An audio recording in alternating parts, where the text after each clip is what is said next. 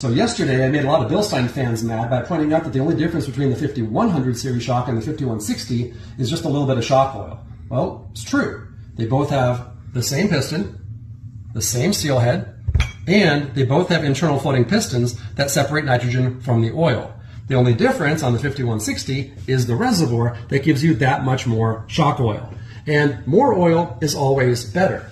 The point I was making was, is that extra shock oil worth doubling the price of the shock? A 5100 typically sells for around $125 to $150, and at that price point, I think it is a phenomenal value. I recommend these all the time. At $280 or sometimes more, I would argue that you're not getting double your money's worth. Now, maybe you are, and maybe you run these and you love them. I'm not saying don't get these. I'm just trying to point out that you've got alternatives. One alternative might be a King compact shock. Yes, this shock is the same price as a 5160. It has an internal floating piston, it has a larger seal head, it's got a larger piston, it's fully rebuildable, it's custom valvable, it's repairable, and it's going to have a much longer service life and overall life. You don't throw this out once you're done with it.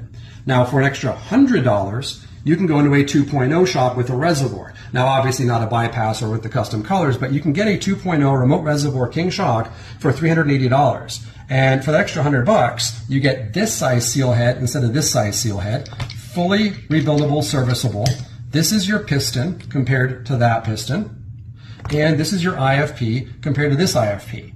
So for an extra 33% or an extra $100 a shock, you get into a full King 2.0. They're not priced that far out. Now, that might not fit your application, but there are alternatives. And if you're going for a budget shock, 5100s all day long. If you're trying to bump up to something more advanced, give us a call, take a look at your alternatives out there at your price point.